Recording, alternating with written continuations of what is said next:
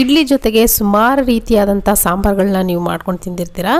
ಆದರೆ ಇವತ್ತು ನಾನು ಮಾಡಿ ತೋರಿಸ್ತಿರೋಂಥ ಒಂದು ಇಡ್ಲಿ ಸಾಂಬಾರು ಏನಿದೆ ನೋಡಿ, ತುಂಬಾ ಸ್ಪೆಷಲ್ ಅಂತ ಹೇಳ್ಬೋದು.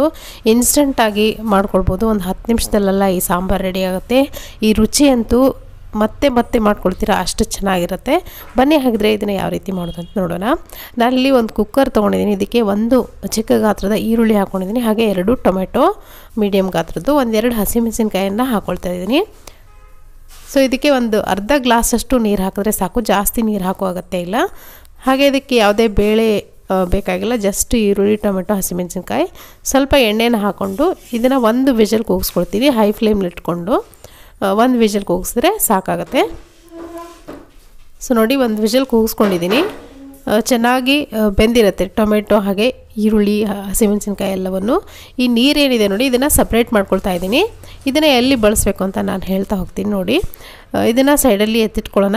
ಈ ಟೊಮೆಟೊ, ಈರುಳ್ಳಿ, ಹಸಿಮೆಣಸಿನ್ಕಾಯಿ ಏನಿದೆ ನೋಡಿ, ಇದನ್ನು ಒಂದು ಮಿಕ್ಸರ್ ಜಾರ್ಗೆ ನಾನು ಟ್ರಾನ್ಸ್ಫರ್ ಮಾಡ್ಕೊಳ್ತಾ ಇದ್ದೀನಿ. ಇದಕ್ಕೇನೆ ನೋಡಿ ಸ್ವಲ್ಪ ಕೊತ್ತಂಬರಿ ಸೊಪ್ಪನ್ನು ಹಾಕೊಂಡಿದ್ದೀನಿ, ಹಾಗೆ 1-2 ಸ್ಪೂನ್ ಆಗುವಷ್ಟು ಸಾಂಬಾರು ಪೌಡ್ರ್ ನಿಮ್ಮ ಮನೇಲಿ ನಾರ್ಮಲ್ ಆಗಿ ಇದ್ದೇ ಇರುತ್ತಲ್ಲ, ಯಾವುದಾದ್ರೂ ಸರಿ ಸಾಂಬಾರು ಪೌಡ್ರ್ ಹಾಕ್ಕೊಳ್ತಿದ್ದೀನಿ. ಹಾಗೆ ಬೆಲ್ಲ ಹಾಕ್ಕೊಳ್ತಿದ್ದೀನಿ 1 ತುಂಡು, ಹಾಗೆ ನೀರು ನಾವೇನು ಸಪ್ರೇಟ್ ಮಾಡ್ಕೊಂಡಿದ್ರು ಅದನ್ನು ಸ್ವಲ್ಪ ಹಾಕ್ಕೊಂಡಿದ್ದೀನಿ, ನುಣ್ಣಗೆ ರುಬ್ಕೊಳ್ತೀನಿ. ಇವಾಗ ಒಂದು ಬೇರೆ ಪಾತ್ರೆ ಬಿಸಿ ಇಟ್ಕೊಂಡಿದ್ದೀನಿ. ಇದಕ್ಕೆ 1 ಸ್ಪೂನ್ ಆಗೋಷ್ಟು ಎಣ್ಣೆ ಹಾಕ್ಕೊಂಡಿದ್ದೀನಿ.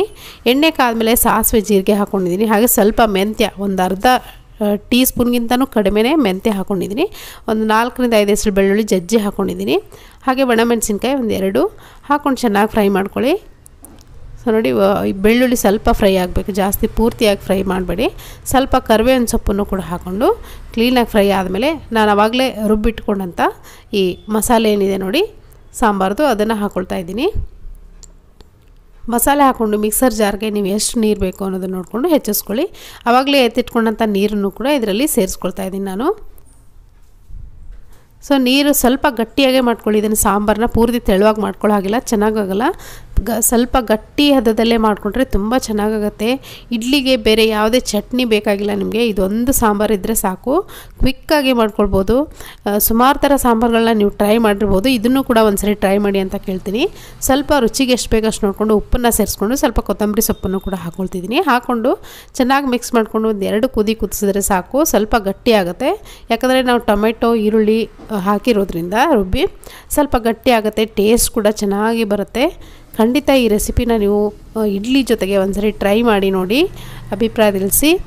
ಸೊ ನೋಡಿ, ನಾನಿಲ್ಲಿ ಒಂದು ಬೇರೆ ಮಿಕ್ಸಿಂಗ್ ಬೌಲ್ಗೆ ನಾನು ಟ್ರಾನ್ಸ್ಫರ್ ಮಾಡ್ಕೊಳ್ತಾ ಇದ್ದೀನಿ. ಇದನ್ನು ತುಂಬಾ ಇಷ್ಟಪಟ್ಟು ತಿಂತಾರೆ. ಖಂಡಿತ ಇದನ್ನು ನೀವು ಒಂದ್ಸರಿ ಮಾಡ್ಕೊಳ್ಳೇಬೇಕು. ಸುಮಾರು ಇಡ್ಲಿ ಸಾಂಬಾರು ರೆಸಿಪಿಗಳು ನಮ್ಮ ಚಾನಲಲ್ಲಿ ಆಲ್ರೆಡಿ ಅಪ್ಲೋಡ್ ಆಗಿದೆ, ನೋಡಿಲ್ಲ ಅಂದರೆ ಒಂದ್ಸರಿ ಚೆಕ್ ಮಾಡಿ ನೋಡಿ. ತುಂಬ ಚೆನ್ನಾಗಿ ಟೇಸ್ಟಿಯಾಗಿರುವಂಥ ಅಥೆಂಟಿಕ್ ರೆಸಿಪಿಗಳನ್ನ ಮಾಡಿ ತೋರಿಸಿದ್ದೀನಿ. ಸೊ ನಾನಿವಾಗ ಇಡ್ಲಿ ಜೊತೆ ಇದನ್ನು ಸರ್ವ್ ಮಾಡ್ಕೊಳ್ತಾ ಇದ್ದೀನಿ. ತುಂಬ ಟೇಸ್ಟಿಯಾಗಿತ್ತು. ಸೊ ಇವತ್ತಿನ ಈ ರೆಸಿಪಿ ನಿಮಗೆ ಇಷ್ಟ ಆಗಿದೆ ಅಂದ್ಕೊಳ್ತೀನಿ. ಇಷ್ಟ ಆಗಿದ್ರೆ ಲೈಕ್ ಮಾಡೋದನ್ನು ಮರಿಬೇಡಿ. Thank you.